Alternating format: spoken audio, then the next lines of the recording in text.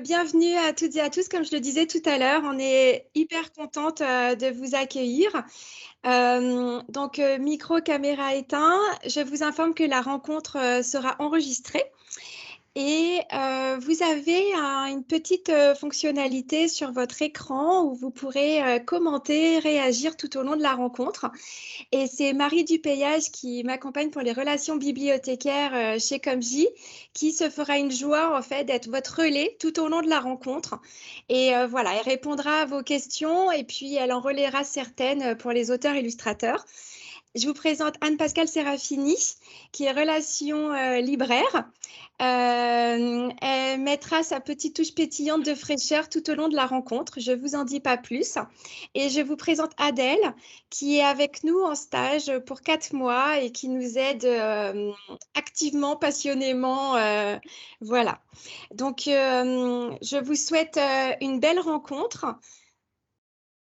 Et je vais vous laisser en compagnie de Valéria Vanglove, d'auteurs, d'autrices, d'illustrateurs, d'illustratrices de talent.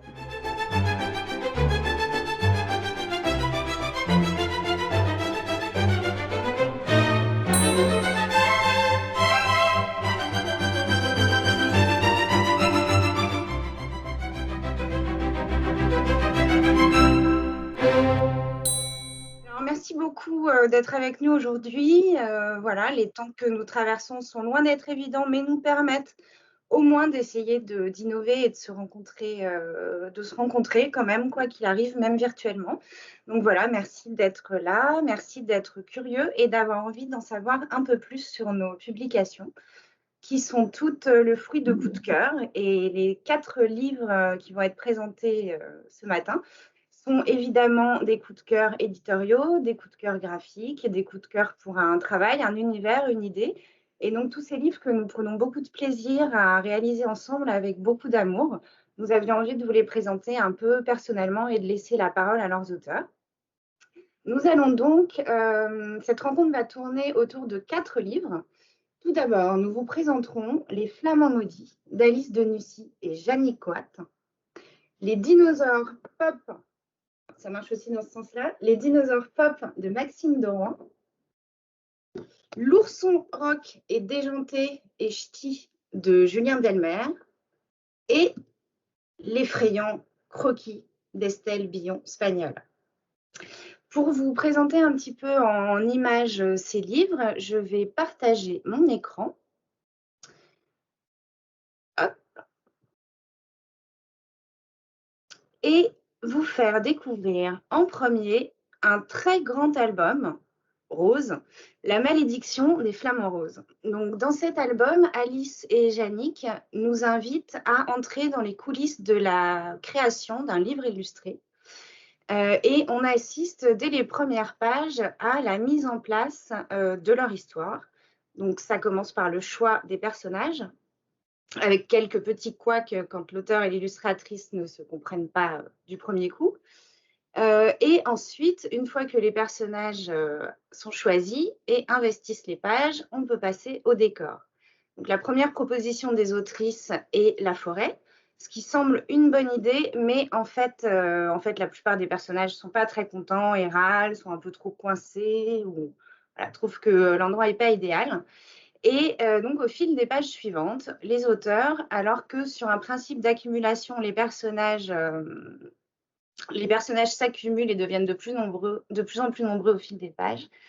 Voilà, on va essayer de trouver un décor et je ne vous raconte pas la toute fin. Néanmoins, l'issue de cette histoire va faire qu'il sera proposé au lecteur de construire lui-même son histoire avec des décors et des personnages à découper pour prolonger, inventer et se prendre au jeu de la création littéraire.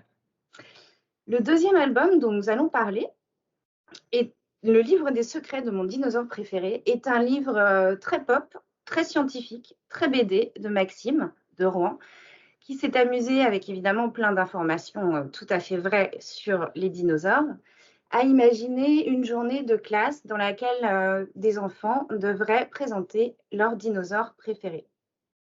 On a ensuite des petites BD qui se déroulent sur des doubles pages avec une mise en page très libre et qui joue sur les codes de la BD, mais en les éclatant parfois. Et on apprend toutes sortes de choses passionnantes et très drôles sur les dinosaures. Le troisième album, enfin qui n'est pas un album d'ailleurs, pardon, c'est plutôt un OLNI dont nous parlerons tout à l'heure, ce fameux objet littéraire non identifié, les aventures intersidérantes de l'ourson Biloute. Alors là, on est dans un univers complètement déjanté qui se passe dans le nord de la France. L'auteur Julien est auteur aussi pour les plus grands, poète, slammer, et son texte est à la fois très littéraire, très rythmé et très très drôle, les illustrations étant réalisées par Renaud Delmer, qui lui est tatoueur et rocker londonien. Donc on a un univers complètement barré, avec énormément de références à des univers de séries, à des auteurs, à des rockers. Mais je vous laisserai découvrir tout ça plus en détail tout à l'heure. Nous terminerons cette rencontre avec le très féroce et très effrayant croquis d'Estelle Billon-Spagnol. Vous connaissiez peut-être déjà Piou, que nous avons publié il y a 2 ans. Piou, petit habitant du Grand Bois. On le retrouve ici avec ses amis Coxy et Guernoul, qui coulent leurs petits jours tranquilles dans le Grand Bois, sans savoir qu'un terrible péril approche et les menace. Et ce péril n'est autre que le croquis, qui, paraît-il, se régale de ragoûts d'oiseaux jaunes, de sauce de coccinelle et de cuisses de grenouilles péteuses. Voilà, l'effrayant croquis arrive dans le Grand Bois et Piou va devoir faire appel à toutes ses ressources et particulièrement au super secret numéro 27 de Papy Piou. Piou, n'oublie pas que les trésors minuscules valent plus que 1000 noix en or. Pense à eux et tu seras armé pour dehors.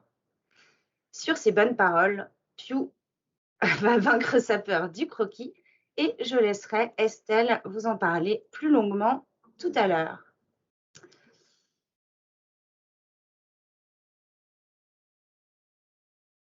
Oups, pardon. Voilà. Alice, Yannick, vous êtes là? Oui, on arrive. Bonjour. Bonjour. Ah, bonjour. Alors, nous avons le plaisir de vous accueillir aujourd'hui pour nous parler donc de ce très grand, très pop, très rose, très foisonnant, La malédiction des flamants roses. Est-ce que vous pourriez commencer par nous lire un extrait? Oui. Alors, c'est moi qui m'y colle. D'accord. Je monte les pages en même temps. Oui, je n'ai pas raté ma carrière de conteuse. J'espère que vous serez indulgent.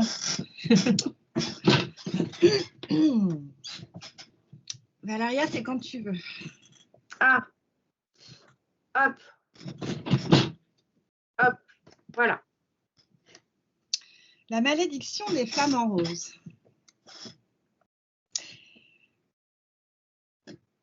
Quoi, déjà? On n'est pas encore tout à fait prêt. Bienvenue à bord de ce livre. Toute notre équipe est à ton service et nous ferons tout notre possible pour que tu t'y sentes bien. Je t'invite maintenant à quitter la page de titre et à te diriger vers la page suivante. Bon voyage. Oh, mais nous avons oublié de nous présenter.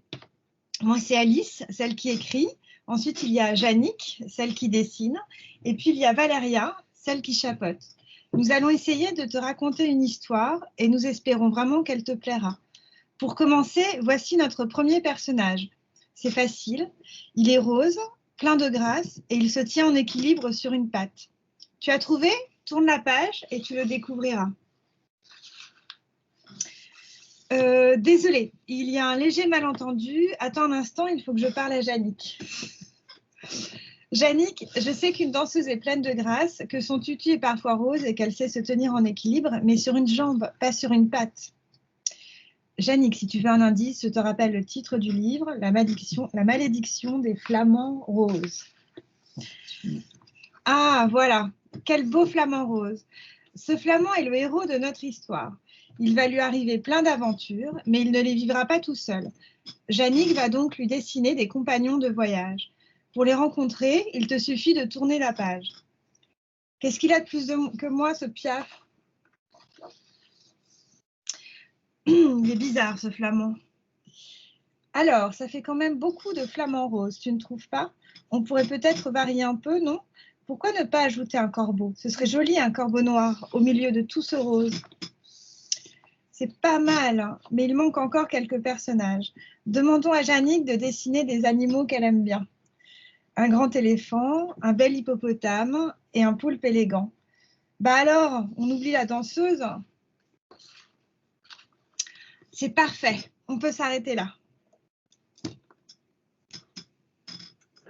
J'arrive, pardon. Et voilà. Voilà. Eh bien, merci pour cette très belle lecture, Alice. C'est parfait. Je vais commencer par vous poser une première question. Quelle a été ou quelles ont été votre source ou vos sources d'inspiration pour ce livre? Tu commences ou je commence? Eh bien, je crois que le point de départ, ça a été Alice, elle a vu un flamant rose géant que j'avais réalisé en peinture, un très grand format.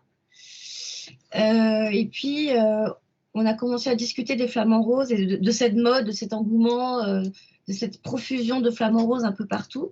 Et on a commencé à collectionner, à se faire des cadeaux très flamants roses. Donc, Alice... Ressembler un peu. Des stylos. Voilà, ça c'est la boule de neige flamant rose. Alice m'a offert un arrosoir aussi, flamant rose. Jannick m'a offert des verres flamant rose. Voilà. Et ça a poursuivi Alice, je pense. Des lunettes flamant rose. Et voilà. Et du coup, c'est parti un petit peu comme ça. Et j'ai eu l'impression qu'on était un peu envahi par les flamants roses. Et c'est là que le titre est venu, La malédiction des flamants roses. Et je me suis dit qu'il fallait en faire quelque chose avec Jannick. Et puis on se connaît depuis longtemps, donc c'était chouette l'idée de faire un livre ensemble. Et comme je ne sais pas trop raconter d'histoire, il a fallu que je trouve des idées pour faire un livre sans vraiment d'histoire. Voilà, c'est comme ça que c'est venu. Très bien. Et donc, tout est parti de ce titre. Ok. Ça peut marcher. Comme quoi, ça peut marcher. Ok. Et du coup, est-ce que vous avez une anecdote marquante, particulière pendant la réalisation du livre à partager avec nous? Il y en a eu plusieurs sur cet album. Hein. Ça a été assez oui. Alors, peut-être la principale, parce que je trouve ça intéressant, c'est la fabrication. Je ne sais pas si tu l'as dit dans ta présentation, mais il se trouve que je suis graphiste et... Non, je ne l'ai pas dit. Mais oui, Alice est également notre directrice artistique. Non, effectivement, je comptais le... Oui, ok, très bien.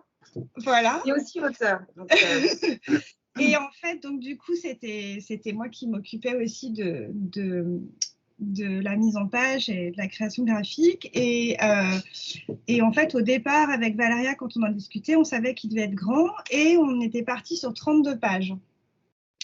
Et puis, j'ai donné le texte à Jannick, donc il n'y avait pas encore toutes les bulles, mais il y avait la trame. Et puis, Jannick a vu le texte et a trouvé que ce serait mieux sur 40 pages. Donc, au départ, on est parti sur un livre qui faisait 40 pages. Et le livre se finissait au moment où toi, dans le livre, tu nous dis qu'il n'y a plus assez de pages pour finir l'histoire et que on va s'arrêter là parce qu'on ne peut pas finir le livre. Et donc, on a juste choisi les personnages, les décors, mais ça s'arrête là. Et puis, pour des raisons techniques de fabrication, parce que ça arrive parfois, et d'achat de papier et ce genre de choses, la personne qui s'occupe de la fabrication chez Grasset nous a dit qu'en fait, ce serait bien si le livre faisait 48 pages, ce qui est assez rare en général. Et donc, il a fallu trouver une idée, parce que 8 pages de plus, c'est beaucoup. Comme je vous l'ai dit au début, on ne racontait pas vraiment d'histoire. Et multiplier encore les décors, on ne savait pas trop. Et du coup, c'est là que nous est venue l'idée de proposer à l'enfant, en fait, de lui laisser les décors et des personnages à découper et de faire l'histoire lui-même. Et donc, c'est vraiment un livre qui s'est fait au fur et à mesure. Ouais, et qui s'est développé au fur et à mesure avec la fabrication qui est intervenue, le texte principal qui était écrit, mais les bulles qui ont été écrites dans un second temps en fonction des images de Jannick et de ce qu'elle faisait. Donc voilà, c'est une anecdote, je pense, qui résume bien la manière dont le livre s'est fabriqué vraiment en équipe avec toi et avec Jannick. Somme toute, on est très franche dans ce livre parce qu'on explique vraiment, en fait, tout est vrai. On se dévoile. Hein. Ok, super. Est-ce que vous avez un passage préféré dans ce livre? Moi, j'aime particulièrement la planche de la forêt. Je ne sais pas pourquoi. Je ne sais pas, je me sens bien dans cette forêt. C'est la double la plus inspirante. Alors moi c'est pas un passage où c'est ce qui se passe entre l'éléphant et l'hippopotame, cette espèce d'histoire d'amour entre eux. C'était pas du tout, c'est Jannick qui l'a inventé, c'était pas du tout écrit. Et c'est ça et en fait c'est aussi assez marquant dans l'album pour moi parce que c'est vraiment parce qu'elle les a dessinés comme ça que j'ai écrit leur dialogue de cette manière-là et qui se répondent pendant tout le livre. Et c'est Jannick qui m'a donné cette idée-là. Oui, j'ai remarqué souvent quand je crée un personnage, finalement c'est le personnage qui m'embarque. Sa personnalité se dévoile, se peaufine, se met. Donc j'ai l'impression un peu de suivre mes personnages plutôt que eux me suivent. Enfin voilà, donc oui, l'idylle entre l'hippopotame et l'éléphant n'était pas du tout prévu. Et moi j'aime bien aussi la recette de la soupe aux champignons. J'ai trouvé ça très drôle et ça donne un rythme, un suspense de plus. Enfin, j'aime bien, je trouve ça très, très drôle. Et je confirme qu'elle est fort bonne pour l'avoir faite plusieurs fois. Ouais. Ok, alors, super. Il y a quelqu'un qui demande juste de montrer quelques illustrations du livre. Je vais juste lui montrer la forêt dont parlait Jannick. Hop. Voilà. C'est le premier décor où les personnages se retrouvent et c'est le décor préféré de Jannick. Contrairement à la montagne. Contrairement à la montagne. J'ai eu beaucoup de mal à faire la dernière planche. Là, moi, je la trouve très belle, la montagne aussi. Ouais, elle est magnifique.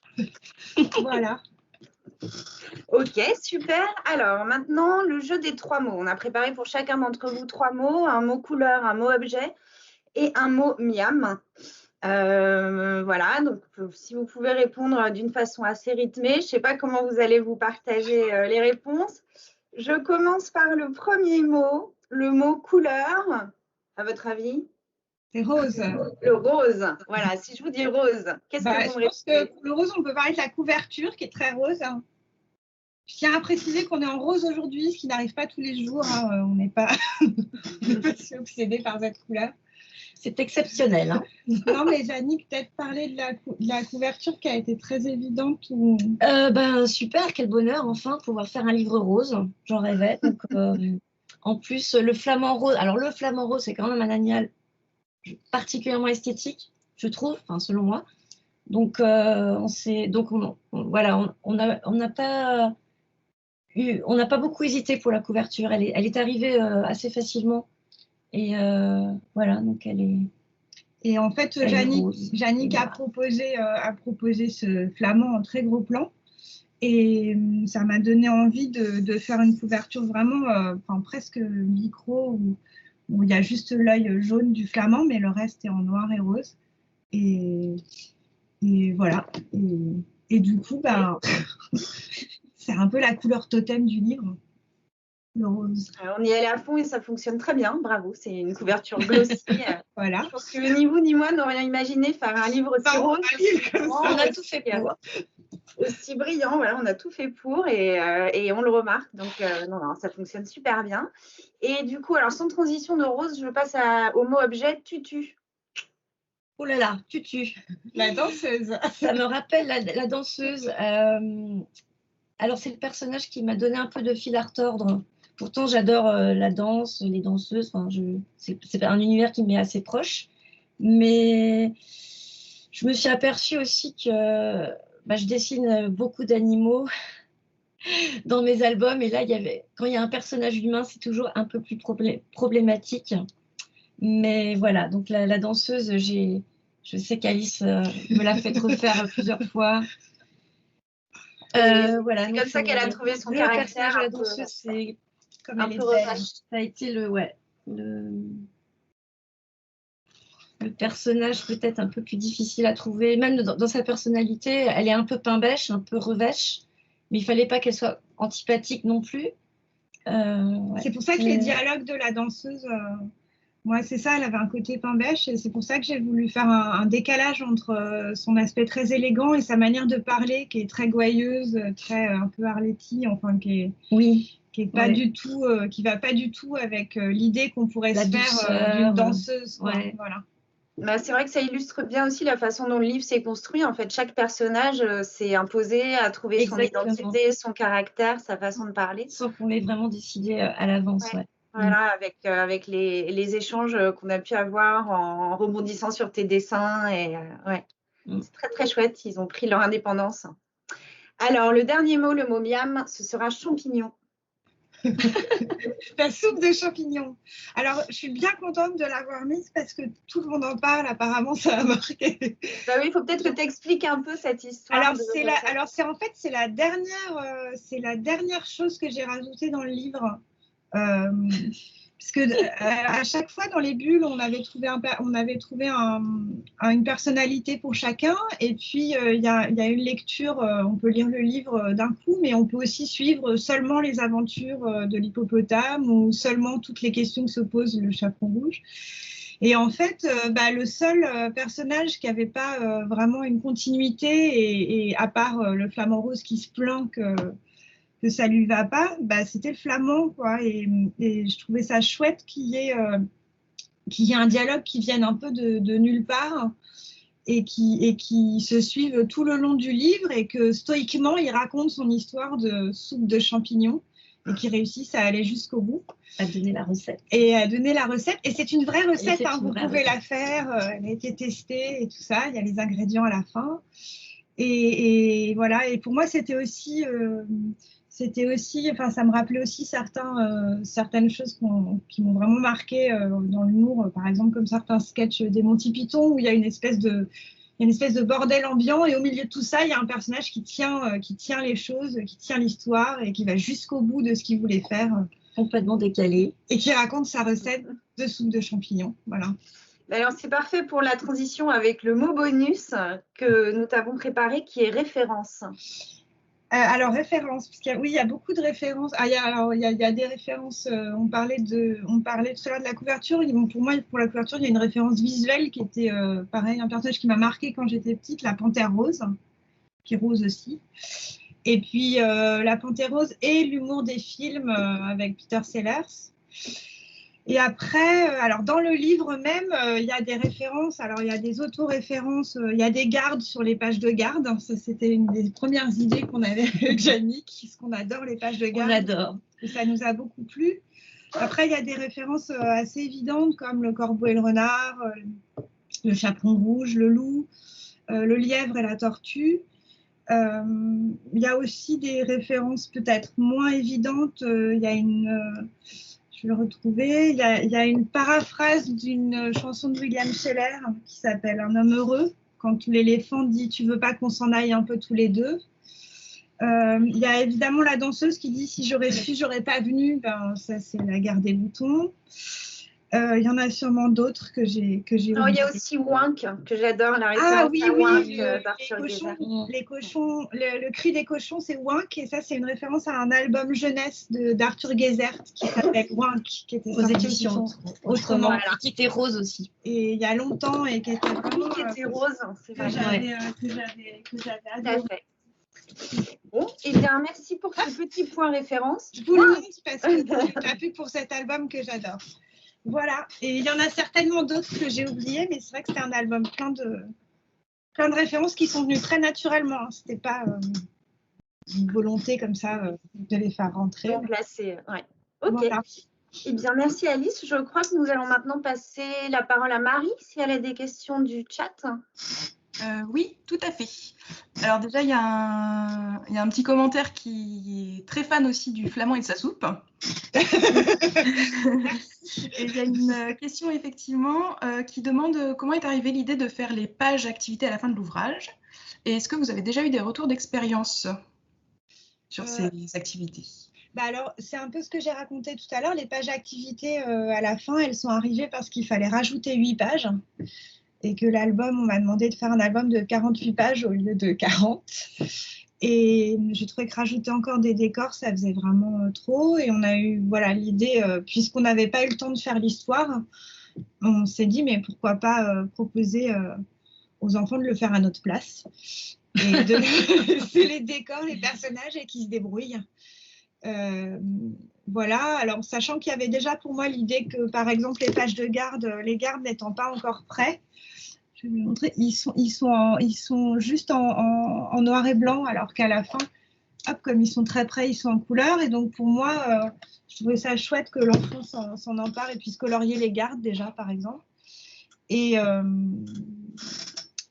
après, des retours d'expérience, pour l'instant, les enfants qui l'ont fait ont trouvé ça très chouette. Et j'ai l'institutrice, une institutrice qui a lu le livre aux enfants et qui a fait toute une activité avec eux. Alors, pas simplement sur le fait de choisir les décors qu'ils voulaient et de mettre les personnages qu'ils voulaient dedans, mais également après, à partir de l'image qu'ils avaient fabriquée, d'écrire une histoire. Et j'ai trouvé ça très intéressant parce que de partir de l'illustration qu'ils avaient inventée pour raconter quelque chose. Et ça a donné vraiment des résultats très très chouettes. Notamment, ça m'a marqué, il y a plusieurs enfants qui ont représenté la danseuse en train d'enlever un flamant rose. Donc je ne sais pas, pourquoi ça leur a inspiré ça, mais voilà. Et les expériences, ça donne toujours des choses chouettes parce qu'ils s'emparent vraiment, ils s'approprient vraiment les personnages et les décors de Yannick. Et à partir de là, tout est possible. Ouais. Voilà. Merci beaucoup. De rien.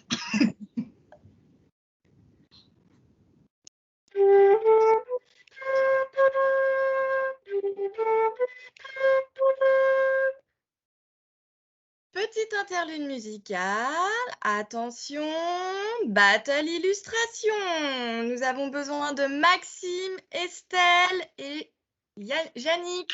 S'il vous plaît, vous m'entendez? Oui, très bien. Oui. Vous êtes prêts? Coucou. Alors, vous êtes prêts pour une petite battle illustration? Chacun de vous devez dessiner le héros de l'autre. Alors, quand je vous donne le top pour montrer le héros, vous levez tous ensemble votre dessin, s'il vous plaît. Vous avez besoin d'un peu de musique ou c'est bon? Vous êtes prêts? Un peu de musique? Oui. On est prêts. Allez, on y va.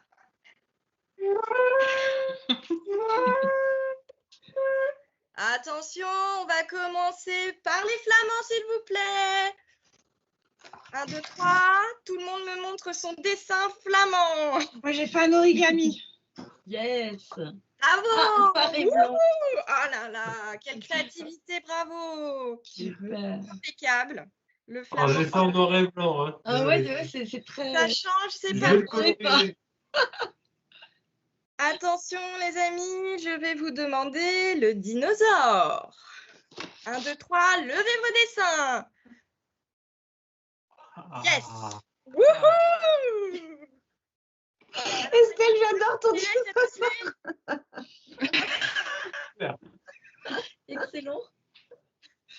Super. Et nous allons terminer avec Piou. Attention les amis. Levez vos dessins s'il vous plaît. Oh le Piou. Oh, le gros piou-piou. Ah, je les veux. Je l'enverrai. C'est collector. Nous avons 3 magnifiques Piou. J'ai fait Moi croquis. aussi, je fais mon flamand. Hein. Ah, Ah, un croquis. il est Croquis. Il est craquant, croquis. ah, il est chou. Ouais, très chou. Alors, Bossé, Maxime.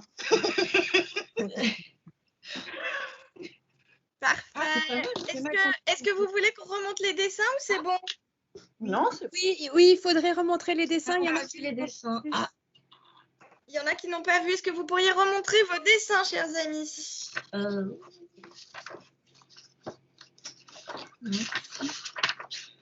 là, c'est là.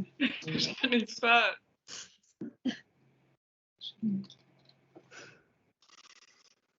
Eh ben, c'est parfait. C'était ceux qui ne savaient pas dessiner. c'est pas des dessins, ça. Non.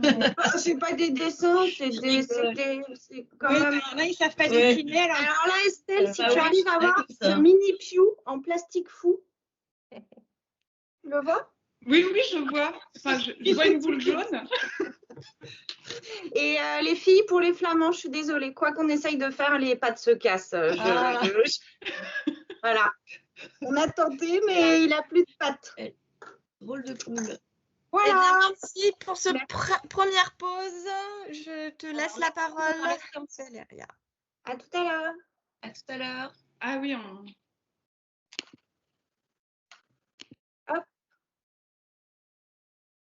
Maxime, tu es là? Oui. Je Super. reviens. C'est à toi. Alors, bienvenue. Merci pour tes super dessins. Eh ben, merci pour l'invitation et bonjour à tous. Alors, donc tu vas nous parler aujourd'hui du livre des secrets de mon dinosaure préféré, qui est le deuxième album que nous publions ensemble. Après, c'était pour de faux. Et pas le dernier, mais ça, on en parlera plus tard. Du coup, je commence par te laisser lire un extrait. Bah oui, bah, je vais vous dire donc et essayer de vous montrer en même temps. Ça va pas être facile, mais bon. Voici, j'en ai une lunettes. C'est le livre des secrets de mon dinosaure préféré. Aujourd'hui, à l'école, c'est la grande journée des exposés sur les dinosaures. Alors les enfants, qui veut commencer? Moi, dit le dauphin. Mon dinosaure préféré, c'est le l'ichthyosaure.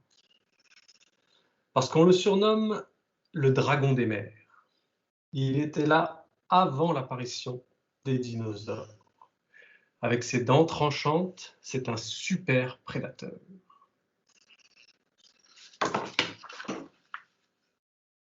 C'est un reptile. Il doit respirer. Ce n'est pas un poisson.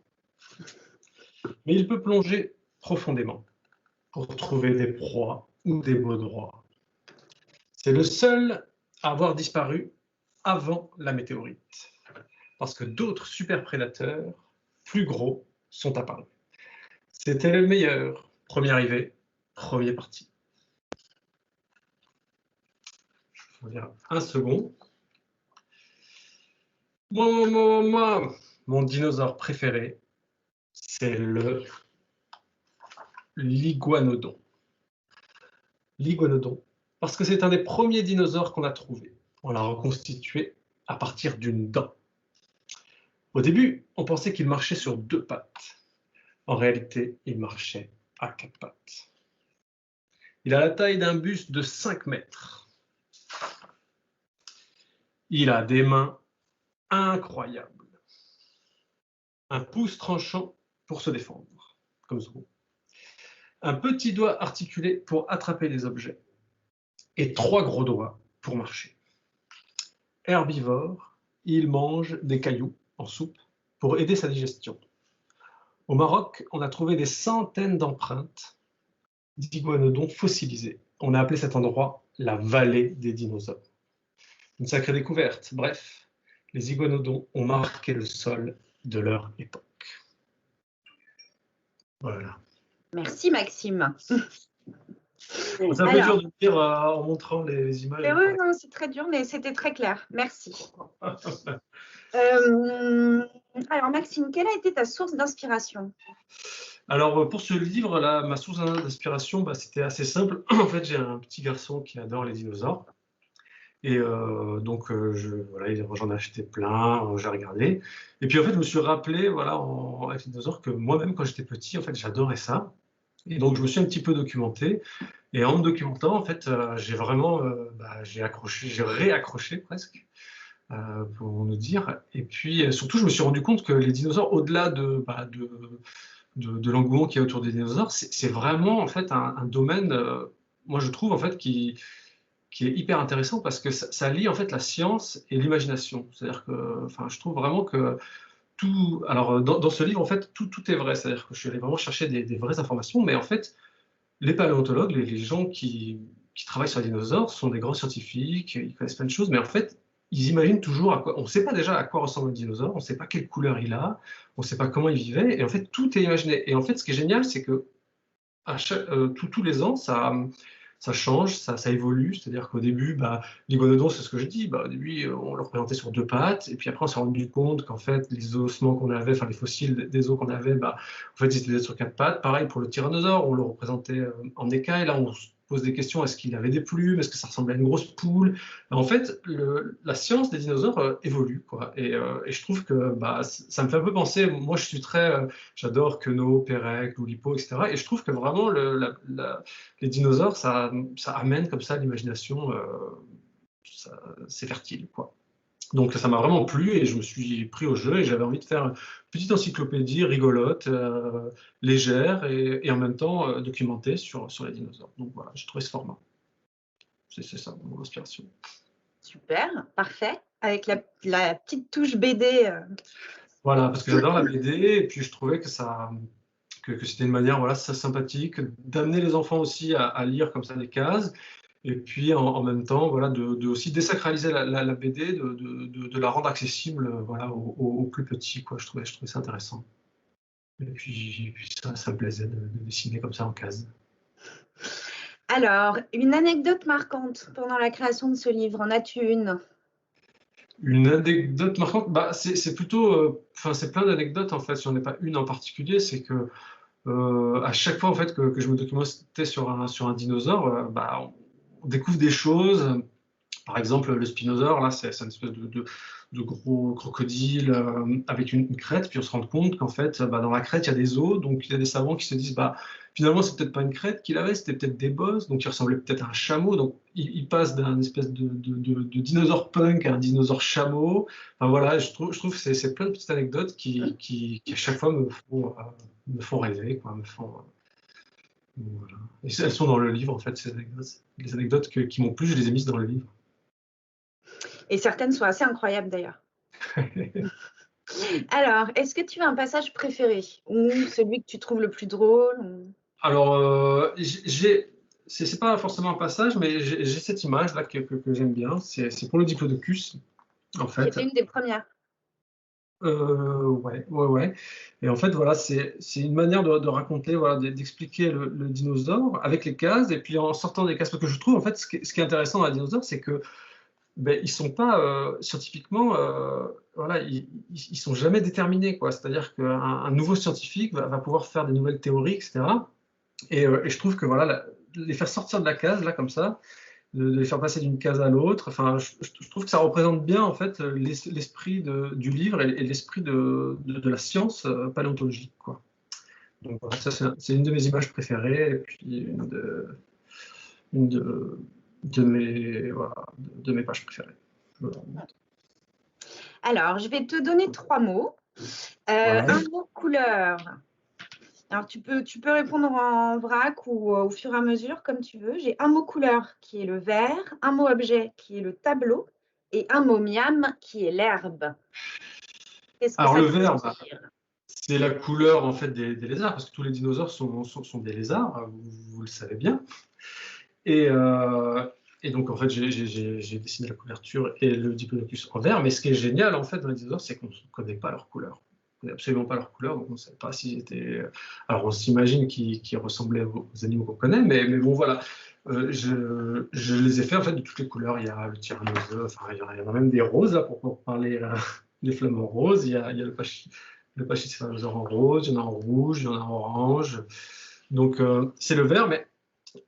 et puis le tableau, les tableaux, ce qui m'amusait, c'est que comme c'est une classe, en fait, j'ai mis derrière, voilà, quand ils présentent leur dinosaure préféré, en fait, j'ai mis derrière, voilà, alors là-haut, il y a les dessins des enfants qui ont fait les dinosaures, et puis il y a les posters qu'il y a dans toutes les classes. Donc là, j'ai mis là, il y a les Maxi Monstres, là, il y a un de mes personnages du livre d'avant, là, il y a le Poussin de Ponty, enfin voilà, et j'ai mis des petits tableaux derrière, dans des cases aussi, qui sont des affiches, donc je me suis amusé avec ça. Et puis, l'autre, c'était L'herbe.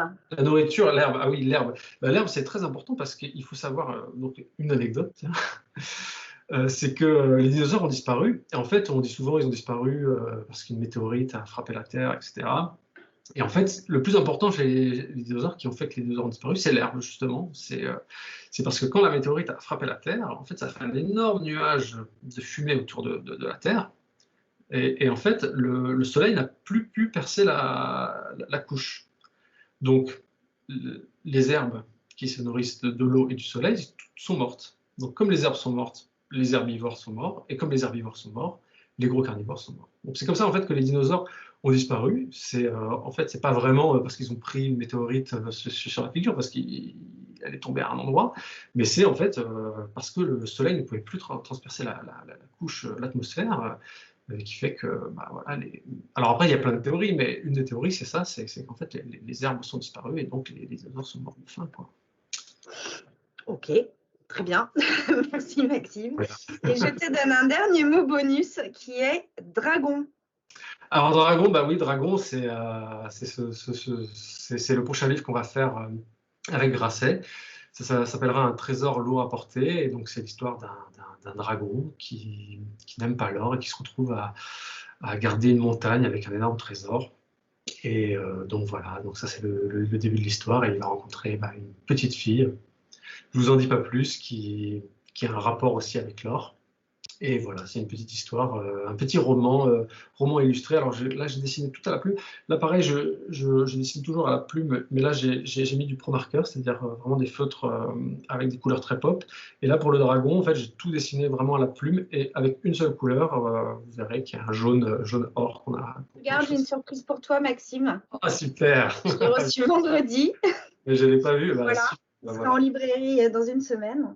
Et effectivement, là, on est dans un format de roman, mais on a aussi des clins d'œil à la BD. Voilà. On est en 2 couleurs, voilà, dans un texte très littéraire, très drôle. Et j'ai hâte que tu le vois parce qu'il est magnifique. Voilà. Ah, bah, écoute, j'ai hâte de le recevoir aussi. Merci Maxime. Je vais passer la parole à Marie qui va te poser 2 questions du chat. D'accord, bah merci. Oui, alors il y a d'abord une réaction surtout pour dire merci beaucoup pour cet album un peu funky pour cet âge-là sur les dinosaures. C'est vrai que ça change, ça fait du bien. Merci. Et il y avait une question par rapport aux hypothèses dont vous parliez tout à l'heure. Est-ce qu'elles sont toutes vraiment issues des scientifiques ou est-ce que vous en avez glissé quelques-unes de personnelles? Alors, elles sont toutes scientifiques. Après, il y a des interprétations, c'est-à-dire que voilà, enfin, comme ce que je raconte sur la météorite ou sur il y a des choses qu'on peut imaginer. Alors dedans, je ne me suis pas trop permis des largesses, sauf à la fin, bien sûr, il y a l'éléphant, parce qu'en fait, c'est une classe d'animaux, et chaque animal en fait va présenter un dinosaure qui lui ressemble. Donc le hérisson va présenter le stégosaure s'il a des plaques sur le dos, la girafe, le diplodocus, le lion, le tyrannosaure, le crocodile, le baryonyx, parce que c'est un gros crocodile. Et à la fin, bon, j'ai mis l'éléphant qui présente le mammouth, et bien évidemment, donc ça fait rire tous les enfants, ils adorent ça. Et bien évidemment, le mammouth n'est pas un dinosaure. Mais je le dis aussi dans le livre, mais bon, voilà, il a disparu comme les dinosaures, donc il y a un point commun. Et puis bon, comme l'éléphant, il n'allait pas présenter, il avait envie de présenter son cousin lointain. Donc voilà, mais non, après les anecdotes, non, je ne me suis pas permis des largesses. Vraiment, tout, même au niveau des comportements, etc., tout est documenté, quoi. Je suis vraiment allé voir. Mais si vous aimez les dinosaures, vous allez voir qu'en lisant voilà, la documentation, en fait, ça va vous faire rêver, ça va vous faire. Et moi, j'avais envie de rendre vraiment ça, c'est-à-dire le côté ludique, parce que c'est très joyeux, c'est très. il y a plein d'imagination, et puis la vérité, quoi, la vérité scientifique sur les traces qu'ils ont trouvées, etc. Et ça, c'est vraiment quelque chose que j'avais envie de rendre dans le livre vivant et amusant, et donner envie aussi aux enfants de se documenter. Parce que les enfants, en fait, des fois, ils sont surprenants, ils connaissent presque mieux que moi certains dinosaures. Il y en a qui connaissent des pans entiers des classifications, etc. Et quand ils se prennent au jeu, eux-mêmes, on voit tout de suite que ça les touche profondément, quoi, et que ça les amuse, quoi. Donc moi, j'ai envie de m'amuser avec eux. Et d'ailleurs, enfin, là, je fais pas mal de rencontres avec les enfants, etc. Et ça marche, mais ils adorent, quoi. Quand ils voient en plus un adulte sérieux parce que moi, j'aime ça aussi. Et donc, ben, ça ouvre la porte à l'imagination. Et puis après, voilà, ils me font des dinosaures colorés, ils me font des dinosaures en mettant une partie d'un dinosaure à l'autre. Enfin, vraiment, c'est un terrain fertile, quoi, pour l'imagination et pour apprendre, quoi. Donc, en s'amusant. Et les enfants s'amusent, et moi je m'amuse aussi, et je me suis amusé à faire ce livre, donc j'espère que ça se sent, enfin j'imagine. Voilà. Merci beaucoup. Et c'est une passion d'enfant, tous ces dragons, dinosaures, tous ces lézards. Oui, c'est des passions que tous les enfants ont, et qu'on enterre un peu quand on grandit. Et moi, j'aime bien faire mon travail, c'est d'aller rechercher voilà, ces choses-là qui sont très simples, qui font rêver. Enfin, moi j'adore rêver, j'adore penser, j'adore rêver. Et voilà, je dis souvent que j'essaie d'allier les deux. Et en fait, il faut retrouver, voilà, en fait, enfin, comme dit Nietzsche, quoi, le sérieux qu'on mettait dans nos jeux enfants, quoi. C'est un peu ça, quoi. Les enfants, ils sont sérieux, et en même temps, voilà, c'est la porte ouverte à l'imagination et au rêve, quoi. Donc, moi, c'est vraiment ça mon travail, quoi. C'est d'allier les deux, quoi. Et je me dis pas, bah, il faut faire des choses très sérieuses et puis enlever le côté ludique. Enfin, le savoir, ça se construit avec l'amusement, quoi, avec le divertissement aussi, quoi. Et ouais, il faut pas cliver les deux. Je trouve ça un peu bête, quoi. Donc j'essaie donc je vais puiser en moi, et en fait il y a des choses qu'on oublie, et quand on se remet dedans, on retrouve en fait cette espèce de plaisir qu'on avait enfant à lire des livres, à des histoires, des contes, et en fait et quand on est adulte et qu'on refait ces histoires, ben, en fait on peut dire des choses mais beaucoup plus enfin très très puissantes, très profondes, avec des histoires simples, quoi. Voilà. Donc c'est ce que j'essaie de chercher, et c'est pas facile en fait. Ça a l'air simple comme ça, mais c'est pas facile. C'est plus facile de se cacher derrière un jargon, derrière du savoir, que d'aller vraiment au cœur du plaisir et de la création et de l'imagination. Voilà. Merci beaucoup. Ben, merci à vous. Et j'éteins. À bientôt.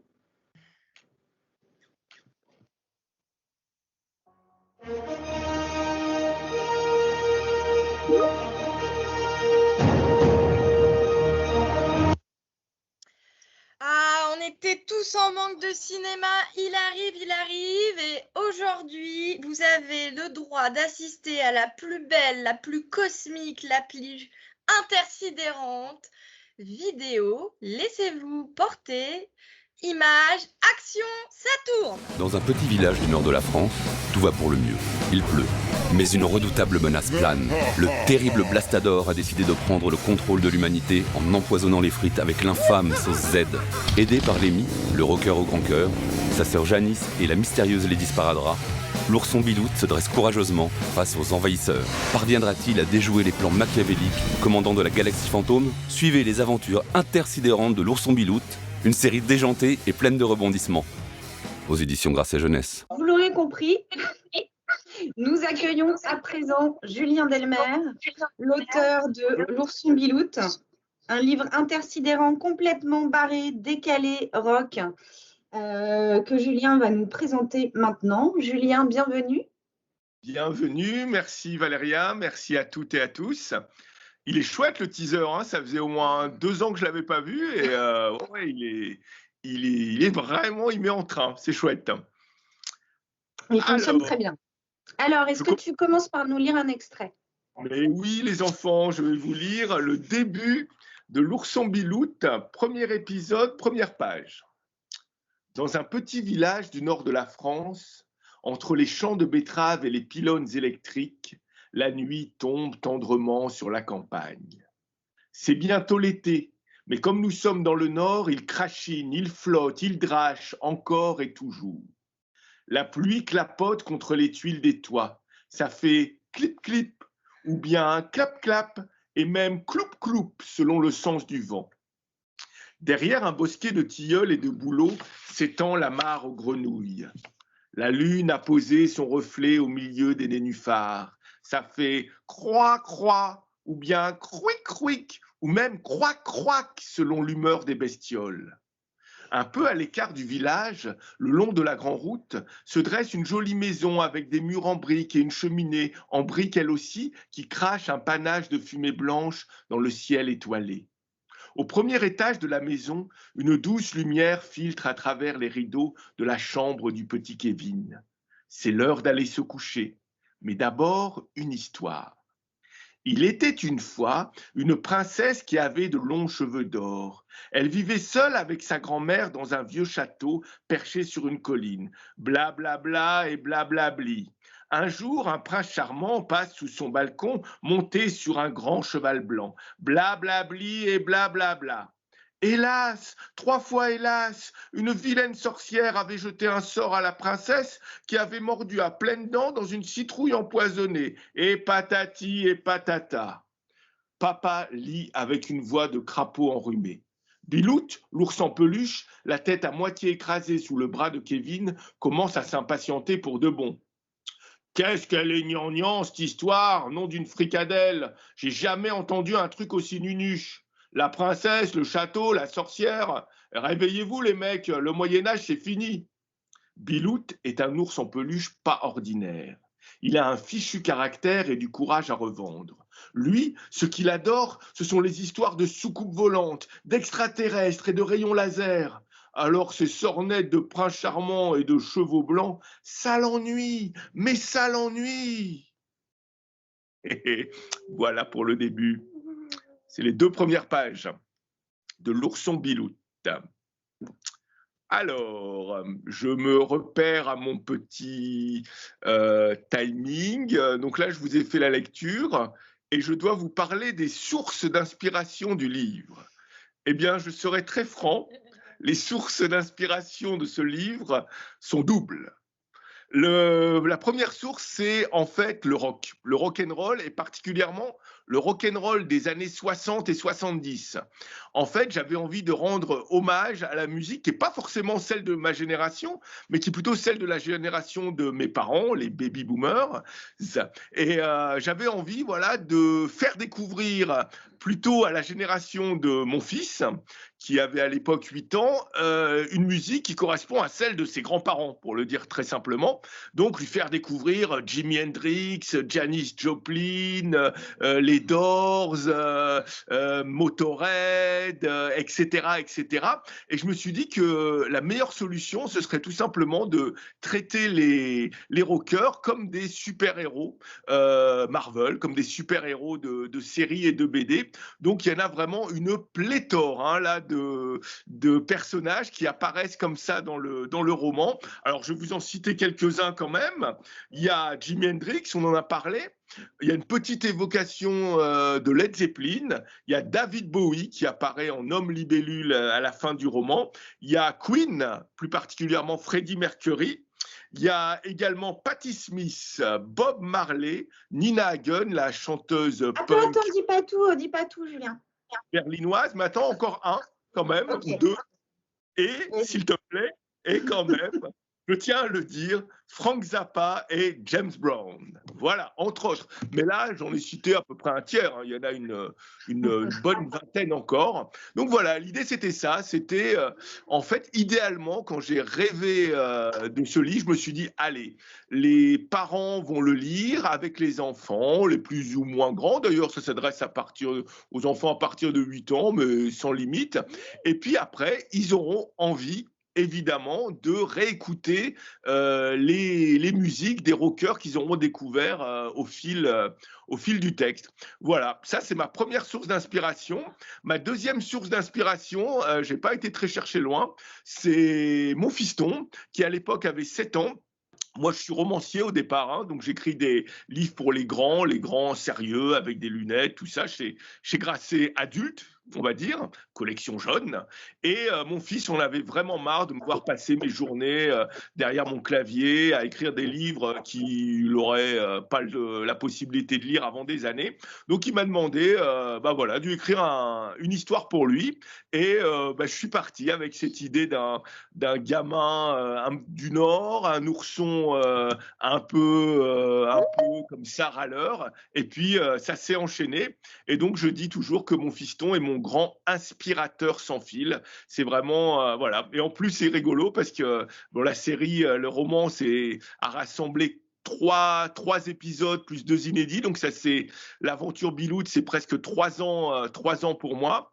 Et mon cousin Renaud, dont on va parler tout de suite. Et donc voilà, mon fiston a grandi au fur et à mesure que le livre s'écrivait. Et voilà, donc c'est aussi une petite aventure familiale. Bonjour. Ah, le voilà, oui, il voulait son moment de gloire. C'est l'inspirateur sans fil, c'est Antonin, le fiston. Voilà. Merci. Grâce à toi, Julien a pu donner naissance aux aventures de l'ourson Biloute et j'aurais trouvé ça très dommage que son écriture soit réservée aux grands. Voilà. Les petits aussi ont le droit de savourer cet univers. C'est des trucs pour les grands, alors je me suis dit... Tu veux continuer l'interview, cela, ou tu t'assures? Non. D'accord. Ok. C'est bon, je dois parler un peu quand même. Oui. Alors maintenant, c'est devenu un ado râleur, comme vous l'avez constaté. Pardon? Bon. Ah, je rêve. Non, ça fait quand même 3 heures qui suit très très sérieusement la réunion, donc il avait le droit à son petit moment quand même, quoi. Bien sûr. Merci. Alors, du coup, Julien, je te laisse enchaîner comme tu veux. Ouais, moi j'en suis à rester à une anecdote, merci Antonin, une anecdote marquante pendant la création du livre. Alors, c'est pas vraiment pendant la création du livre, c'est que en fait, moi j'adore lire en public. Le plus souvent, je fais ça avec Renaud, mon cousin. Et donc, Renaud prend sa guitare électrique parce que c'est pas seulement un illustrateur très doué et un tatoueur hors pair. On en reparlera peut-être, on fera une toute petite parenthèse sur Renaud quand même, qui a fait des illustrations absolument bluffantes, qui s'est inspiré aussi bien des comics américains que de la BD, que de sa propre technique du tatouage. Renaud, mon cousin, donc, il n'avait jamais dessiné pour la jeunesse. Il était exclusivement tatoueur depuis une quinzaine d'années. Hein. C'est un tatoueur qui est assez réputé. Il a commencé chez Tintin à Paris et là, il est à Sang-Bleu à Londres. Et donc, voilà, il tatoue des motards, des bikers, des rockers. Et là, il a accepté de dessiner des rockers, mais pour un public, jeune public. Et donc, Renaud, il est aussi musicien, il est guitariste dans un groupe de rock qui joue beaucoup à Londres. Et donc, quand on fait des lectures, il m'accompagne sur scène à la guitare et moi, je lis les extraits du roman. Et une anecdote qui m'a vraiment fait plaisir, c'était une lecture scolaire. C'était à Manos, qui avait à peu près, j'exagère pas, 200 petits jeunes là, entre CM2 et on va dire 6e, 5e. Je crois qu'il y en avait 400. Il y en avait 400, tu étais là, Valéria. Oui, parce que Valéria m'accompagne aussi pendant les lectures. Elle fait le docteur Végaline, elle le fait super bien, le méchant, l'inventeur de la sauce Z. Et donc, il y avait 400 mômes. Et à un moment, on a passé le fameux hit de Motorhead. Et 400 gamins se sont mis à s'agiter sur leur siège. Les profs regardaient un peu paniqués. Et vraiment, je me suis dit, voilà, il y avait un esprit rock'n'roll qui soufflait pendant la lecture et j'avoue que là j'étais vraiment ravi, quoi. Voilà, ça c'était pour l'anecdote. Parfait. Voilà, je voulais juste dire qu'évidemment, les lectures, là, depuis 1 an, les lectures en public se sont carrément interrompues. Mais voilà, nous, je sais qu'on a vraiment plaisir aussi à accompagner, que ce soit Valéria, mon cousin et moi, à accompagner le livre en live. On en a fait 6 ou 7 lectures et on compte bien continuer voilà, dans les mois et les années à venir. Parce que voilà, c'est vrai qu'entendre Bilout avec la musique derrière, les images qui sont projetées en vidéo, c'est vraiment une chouette mise en bouche. Et petite anecdote aussi qui me fait quand même vraiment qui m'a plu, c'est qu'en fait, quand je fais les quelques dédicaces qu'on a fait avec Bilout, je me suis rendu compte qu'il y avait vraiment tous les profils de lecteurs de Bilout. Moi, au départ, un peu bêtement ou plutôt victime de mes préjugés, je m'attendais à ce que ce soit plutôt des lecteurs. Et il se trouve qu'il y a beaucoup de jeunes lectrices de Bilout, donc voilà, qui s'intéressent à des histoires d'extraterrestres, de motos, de rockers. Ça, c'est chouette. Et alors, beaucoup aussi de gens qui n'étaient pas forcément le public cible au départ, des vieux rockers sur le retour de 50, 60 ans, et voilà, qui n'osent pas dire au départ que c'est pour eux, qui disent que c'est pour leur petite fille ou pour leur nièce, mais en fait, voilà, qui se font plaisir à lire l'ourson Bilout. Donc vraiment, on va dire, voilà, de 7 à 77 ans. C'était l'idéal que j'envisageais. C'est un peu ça qui se passe quand je fais des rencontres avec le public.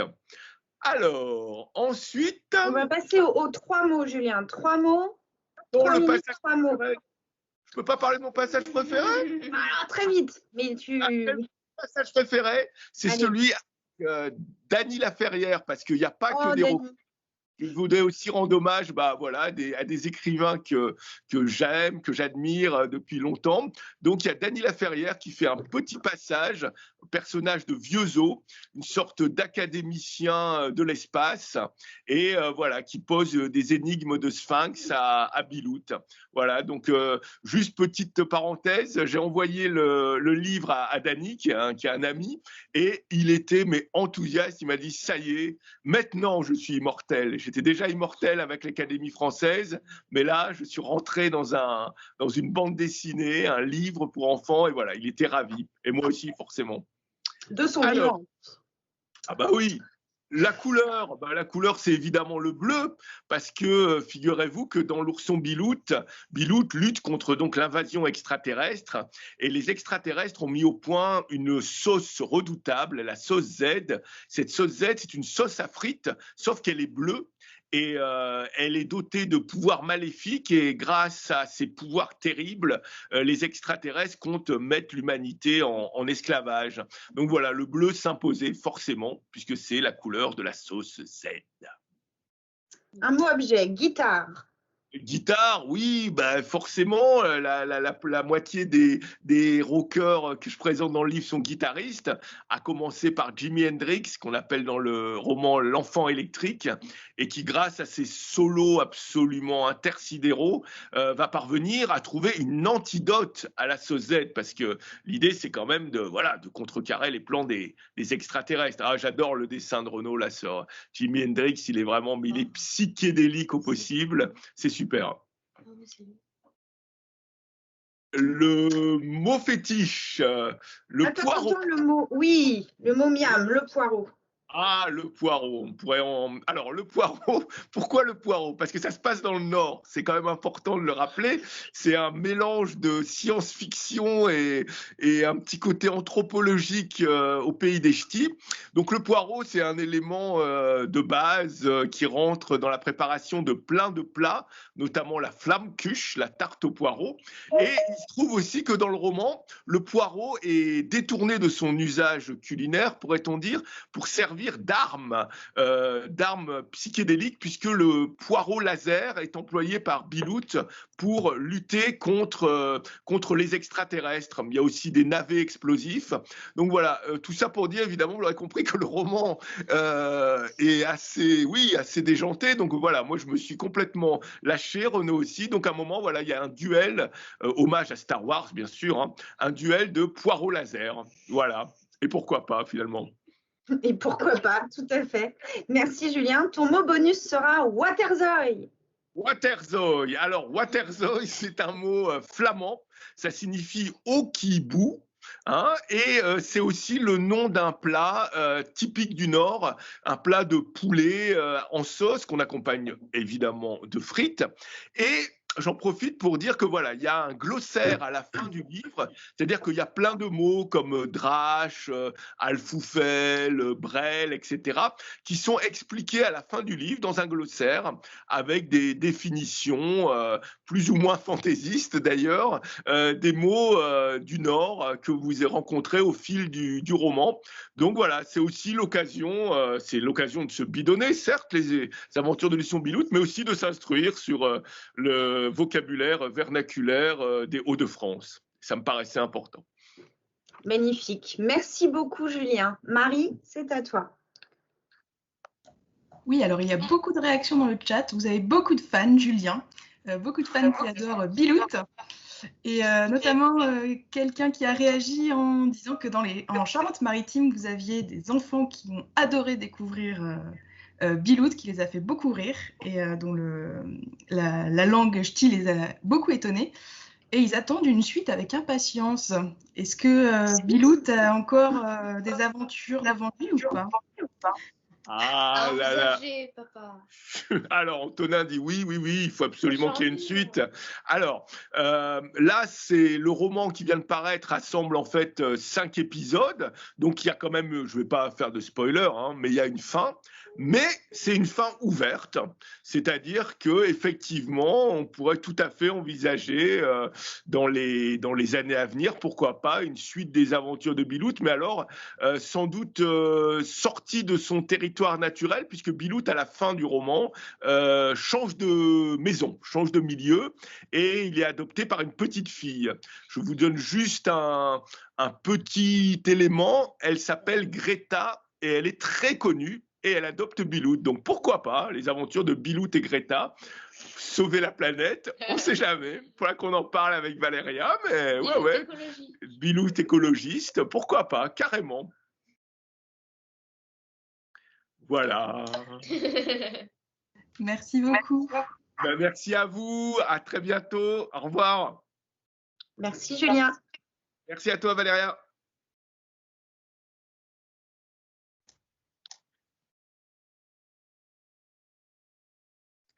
Coucou les petits loups, et oui, après cette présentation rock'n'roll, on va continuer parce que c'est l'heure du top, c'est l'heure du top 50.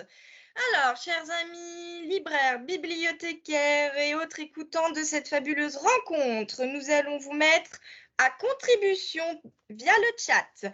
Vous allez devoir reconnaître qui vous voyez sur les fabuleux dessins de Renaud. Alors, Julien vous a un peu aidé. Vous allez avoir 10 secondes pour chaque image et vous répondez sur le chat. Attention, c'est parti. Et moi, je vous fais la musique pour les 10 secondes. C'est bon, on a quelqu'un qui a trouvé. Bravo. Beaucoup de monde qui a trouvé. Jimi Hendrix. Bravo! Parfait, on peut enchaîner du coup. On a un premier élément de réponse, effectivement, Freddie Mercury. Et qui est le deuxième? Allez! Et Bowie, c'est bon. C'est bon. Alors là, attention, il faut reconnaître l'illustratrice.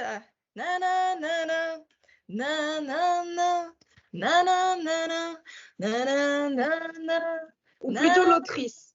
L'autrice, oui. L'autrice, oui. Virginie Despentes, c'est bien ça. Oh là, tout le monde est bien réveillé ce matin. C'est top. Alors là, les amis.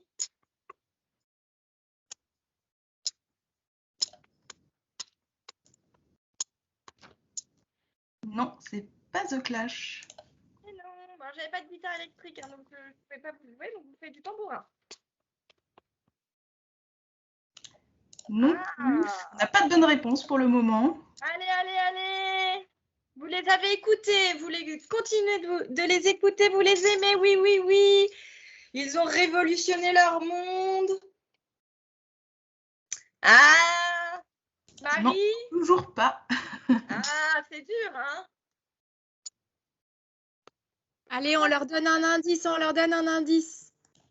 Un indice, alors là, L'éditeur, c'est Sid Vicious. Il y a Sid Vicious et Johnny Rotten. merci. Ah, c'est dur, hein? Ouais, je crois que c'était le plus dur, celui-là, en fait. Anarchy in the UK. Oui! Anarchy. Wouhou! Alors là, Ce suivant, ça sera plus facile. wouhou! On a des bonnes Oui, réponses.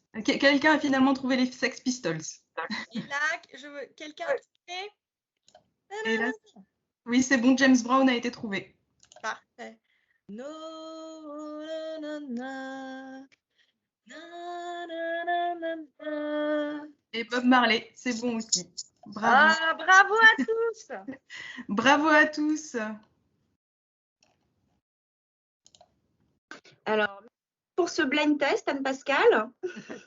Et bravo à tous ceux qui ont su reconnaître ces rockers ou ces auteurs de l'ourson Bilout. Donc, sans transition, nous passons de l'univers rock de Bilout à l'univers tout doux, bien qu'effrayant parfois, d'Estelle Billon-Spagnol, avec Piu et Croquis. Estelle, es-tu là? J'arrive. Très bien. Estelle, rebonjour. Rebonjour. Eh bien, merci d'être ici. Tu vas donc nous parler de Croquis, qui vient tout juste de paraître 2 ans après Piu, Ouais. qui était sorti en septembre 2018. Voilà. Alors, est-ce que tu commences par nous lire un extrait De Croquis, oui. de Croquis? Est-ce que tu veux que je montre les images ou que tu montres le livre en même temps? Ah, je veux bien. Alors, je vais lire les 2 premiers chapitres. Très bien. Alors, je partage. Donc, Croquis et le premier chapitre, pareil, pas pareil. Ok. Voilà. Pareil, pas pareil. Je suis prête, Estelle. Ah, d'accord. Donc, pareil, Je pense que pas c'est pareil. bon. Ah oui. Enfin, je crois. Mais non, parce- Mon moi, écran. je vois pas, mais bon, c'est pas. Ah, tu vois pas mon écran? Non. Non, ça a l'air d'être bon, hein. Ah, ok. Quelqu'un peut me dire si vous voyez mon écran? Non, on ne le voit pas, Valéria. Non, moi je le vois pas non plus. Ah, On voit tes beaux yeux. ah, mais c'était pas du tout ce que. Hop. C'est mieux là? Ah oui. Super, excusez-moi. Ça y est, Estelle. Pareil, pas pareil. Pareil, pas pareil. Ce matin, Piu petit déjeune, dessine et espionne autour de lui. Croquis aussi. Cet après-midi, Croquis prépare son sac et s'éloigne de chez lui. Piu aussi. Chapitre 2, Crac boum ouf.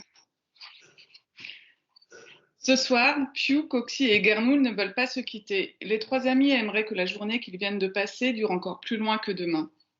Ils repoussent le sommeil en discutant, rigolant, chantant, dansant, mangeant, pouffant, galopant, galipétant, sautillant, roulant, boulant.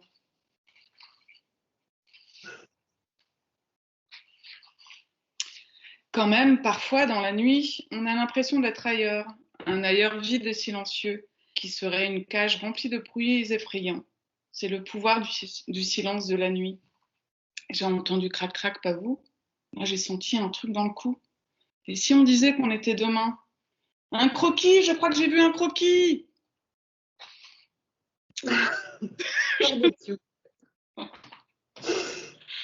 Merci Valérie. Merci. Merci Estelle pour cette lecture. Je vais donc te poser les mêmes questions qu'aux auteurs illustratrices avant toi. Quelle a été ta source d'inspiration pour Piu et Croquis? Donc Piu est lié à Croquis. Donc je vais surtout là parler de Piu. En fait, Piu est arrivé parce que dans mes carnets, je dessine, je gribouille, j'écris. Enfin voilà, il y a un mélange de plein de choses et j'ai toujours eu envie de raconter la vie d'un personnage, mais sans forcément de faire une histoire avec un début, un milieu, une fin. Enfin, disons que dans mon cahier, j'ai plein d'idées. qui sont pas du tout rangés. Et j'avais envie de faire un petit livre fourre-tout qui décrirait voilà, la vie d'un personnage. Et puis je me suis rappelé aussi que plus jeune, je suis vraiment tombée en amour sur un livre, c'était Ma vallée de Claude Ponty. Et voilà, je me suis rappelé l'amour que j'avais, le plaisir que j'avais de découvrir cette vallée. Et je me suis dit, voilà, un jour où j'avais envie de me lancer un défi, je me dis, tiens, et si je créais moi aussi un univers, voilà. Et donc, Le Grand Bois est né comme ça. Ensuite, voilà, j'aime bien les oiseaux. J'avais dessiné plein de des petits oiseaux comme ça. Et puis, Pew est arrivé un jour et j'ai pioché dans mon carnet et voilà, tout de suite après, tout s'est enchaîné très vite. Et donc, et puis pour Croquis, il se trouve que j'ai dessiné Croquis comme ça, qui est arrivé aussi par hasard un jour, voilà, sur une feuille, en dessinant comme ça, sans vraiment réfléchir. Et puis toi, Valéria, et toi aussi, Alice, vous m'avez dit, ce croquis-là, il est trop mignon. Et je me dis, ah, mais oui, c'est vrai, il est mignon. Il faudrait que je trouve un moyen de l'intégrer dans Le Grand Bois. Et voilà, c'est comme ça que c'est parti pour Croquis. Super. Et puis oui, Pew, dans ce qu'il est, dans ce qu'il dit, il y a beaucoup de... J'ai l'impression que tout le monde, on parle beaucoup de nos fils, mais il y a aussi beaucoup de mon fils dedans, dans ce que je note, dans ce qu'il me dit, et voilà. Donc voilà, c'est un assemblage de tout ça. Et ta source d'inspiration, donc tu en as parlé non, pardon, ça c'est ce qu'on vient de poser. Ton anecdote marquante, si tu en as une pendant la création du livre. Alors marquante, je ne sais pas, en tout cas importante pour nous deux, Valéria, puisque dans le livre, en fait, on a réussi à faire participer ta fille et mon fils. Oui, c'est trop mignon. Voilà, voilà, sur cette page-là, en fait, où Croquis et Pew listent chacun, leurs points communs et leurs différences. Et donc, on avait demandé à Ophélie et à Joseph d'écrire eux-mêmes les différences et les points communs. Et c'était vraiment hyper plaisant, voilà, de travailler à... du coup, ça fait combien? 4 mains? Voilà. Et puis, l'autre petit truc marrant, avec Pew et Croquis, c'est que... alors, j'aime bien commencer les projets, les bouquins, mais j'aime surtout quand je les finis, parce que, voilà, je me dis, waouh, ça c'est fait.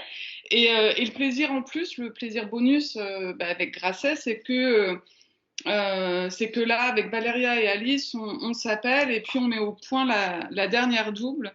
Et en fait, ce sont les mentions légales, des choses vraiment pas rigolotes que je regarde jamais. Et là, j'ai appris à les aimer.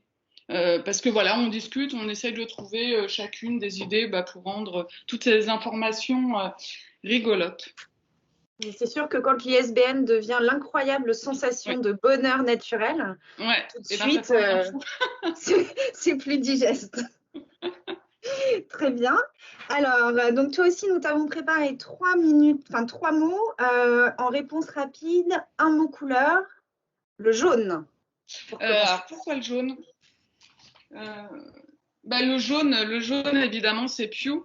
Et en plus, c'est pas n'importe quel jaune, c'est du Pantone, voilà, qui bien fluo, qui pète pas mal. Et ça, c'est une idée d'Alice qui m'a toujours dit, mais Estelle, il faut qu'on travaille la couleur, il faut qu'on y aille à fond. Et moi, tout ce que propose Alice, je dis oui. Et donc, voilà, Et donc voilà, donc le jaune c'est vraiment Pew et du coup le jaune de Pew a décidé le bleu nuage de Croquis parce que voilà, ils vont très bien ensemble comme ça.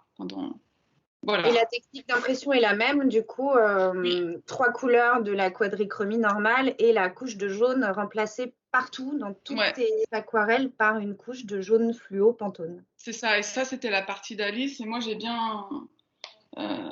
voilà, c'est vraiment le jaune et le Pantone qui ont après qui a décidé tout l'ambiance graphique et couleurs. Un mot objet, le bonnet multifonction. Alors le bonnet multifonction, c'est celui de Croquis. Voilà, on dirait pas comme ça, mais oui, de Pew. Je les mélange. C'est le bonnet de multifonction de Pew. Enfin voilà, j'ai toujours aimé les petits gadgets. Enfin voilà, et je me disais. J'ai bien aimé, dans Pew et dans Croquis, ce que j'aime, c'est inventer des petites choses, voilà, des petites choses gadgets et de voir que dans ce bonnet, il y a plein de vers de terre pour le goûter de Pew, mais il y a aussi, c'est aussi le coin pour penser et rêver tranquillement. Enfin voilà, ce mélange de. Oui, alors là, je commence à. Un petit peu n'importe quoi sur ce bonnet multifonction. Alors, on va passer au mot miam qui est choconille. Comment? On va passer au mot miam qui est choconille. Oui, alors choconille. C'est le gâteau préféré de Pew et c'est surtout c'est son gâteau préféré parce que c'est surtout le gâteau, les friandises que lui préparait son grand-père, son papy Pew. Et voilà, dans le côté transmission, j'ai des grands-parents qui ont énormément compté pour moi, qui ont été très présents et le choconie pour moi symbolise le lien entre le papy et Pew. Je trouvais voilà, important que papy Pew soit présent dans la vie de Pew à chaque goûter. Voilà. C'est quand même un moment particulier, le goûter. La choconille de Proust. Voilà, la choconille d'Estelle. Mais très bien. Oui, tiens, oui. Et alors, ton mot bonus sera cartographie. Alors, cartographie. Tu t'es amusé un peu quand même dans ces albums, avec des pages déstructurées, mais aussi avec des cartes. Oui, j'aime bien les cartes. Alors déjà, tu peux nous les montrer? Ah oui, je trouve ça très joli, une carte. J'aimais bien ce côté parenthèse dans le livre, parce que les cartes, en fait, elles sont accessoires. Enfin voilà, il n'y a pas. Mais j'aime bien l'idée que le lecteur, la lectrice puisse se perdre, enfin voilà, des minutes ou des heures à inventer, à se faire son petit parcours. Là, c'est la carte du Grand Bois dans Pew, et puis là dans Croquis, voilà, là c'est la carte, mais là du monde entier, avec le Grand Bois qui se trouve là, en fait. Et c'est important. Et je me dis ça, la carte là, je la fais, et puis je me dis mais forcément, à un moment donné, Pew, il va sortir de ce Grand Bois, il va aller où? Enfin, ça m'aide aussi. Moi aussi, je m'invente plein d'histoires et j'adore tous ces petits détails qui sont a priori pas importants. Non, qui sont très importants. Qui sont très importants. Tout est dans les détails, Estelle. Et donc l'esprit carte aussi. Alors, dans les couvertures, c'est pas, voilà, les personnages, mais avec des flèches pour montrer. Enfin voilà, j'aime bien le côté foisonnant des pages. J'aime bien en mettre plein. De façon très libre. Merci Estelle. Marie, est-ce que tu as des questions pour Estelle? Oui, et justement, je pense, Estelle, que vous en avez déjà un petit peu laissé entendre quelques petites choses dessus. Est-ce qu'il y aura d'autres titres dans cet univers du Grand Bois ou ailleurs? Alors, moi, j'aimerais bien, parce que j'ai fait des cartes pour, Valéria, tu ne le sais pas, mais en fait, voilà, il y a les cartes, voilà. Non, alors, je ne sais pas, moi, j'aimerais bien, il se trouve que, voilà, j'ai dans mon carnet une petite Miss Pic, là, je ne sais pas si vous voyez.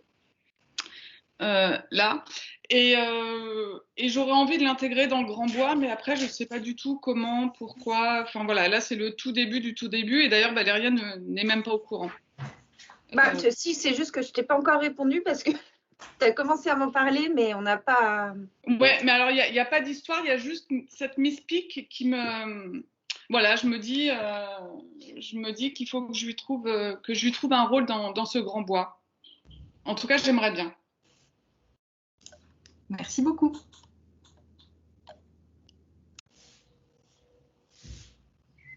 Maison de qualité fondée en 1973, publie peu mais bien, donne naissance à des livres uniques et étonnants. Je suis Grasset Jeunesse.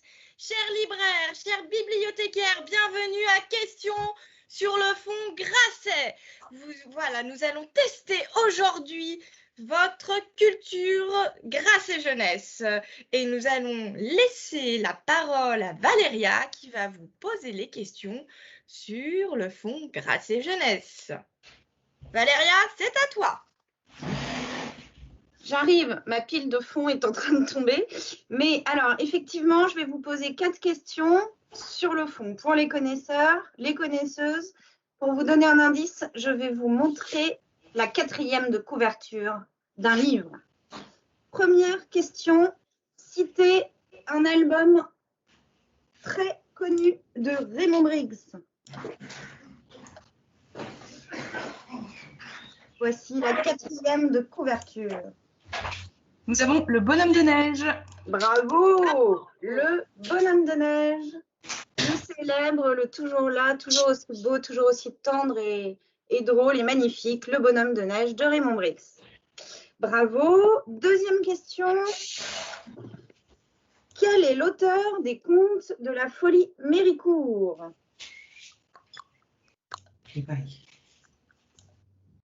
Vous voyez la sorcière. Nous avons la bonne réponse, Gris Paris. Pierre Gripari, tout à fait. Pierre Gripari, les contes de la rue Broca, les contes de la folie Méricourt.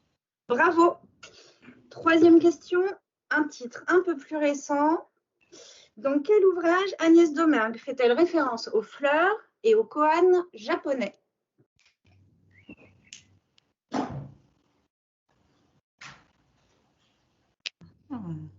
Des réponses sont un peu moins rapides pour celui-là. C'est un livre d'Agnès Domergue et Cécile Udrisier. Valéria vous aide. Allez.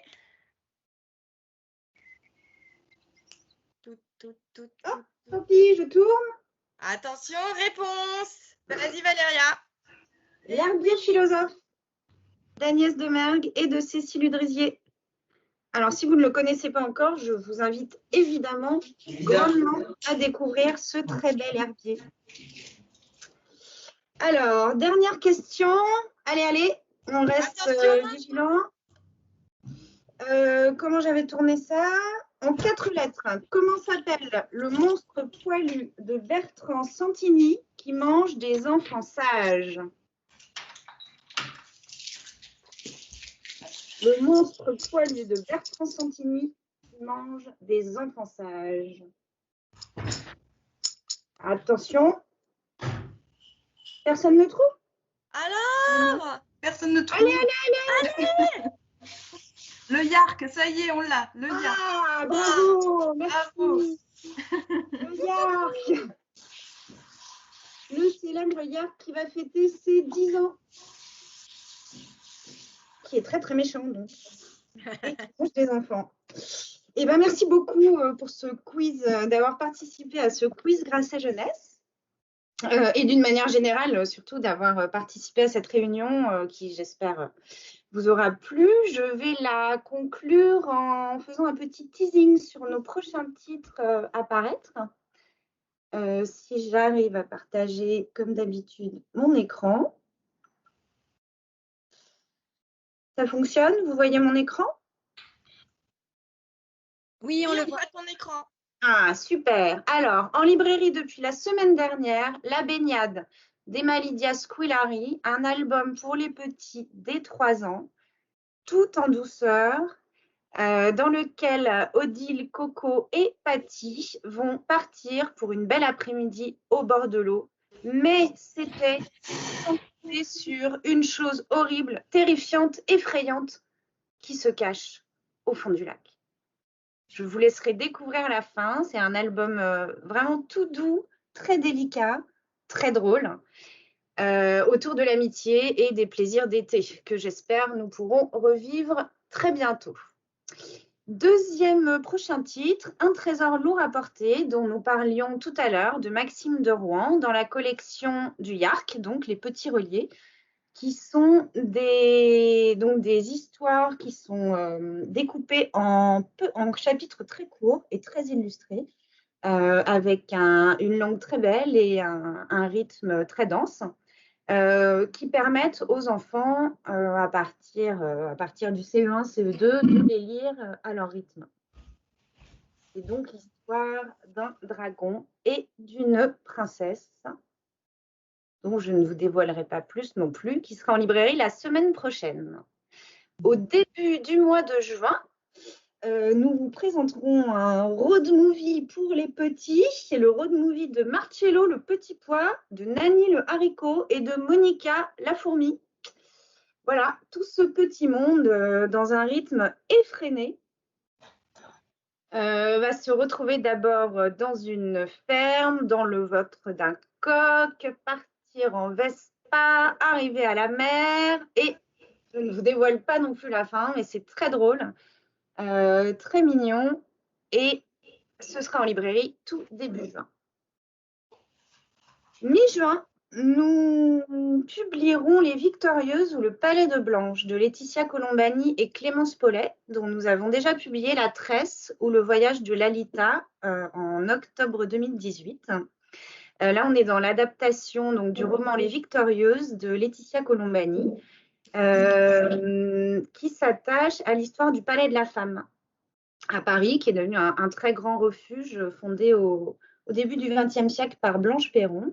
Et là, c'est Soumeya, donc une petite fille qui vit aujourd'hui au palais, à qui on raconte l'histoire de Blanche, la vie de cette femme libre et rebelle qui a mis toutes ses forces au service du secours populaire et de l'aide aux femmes.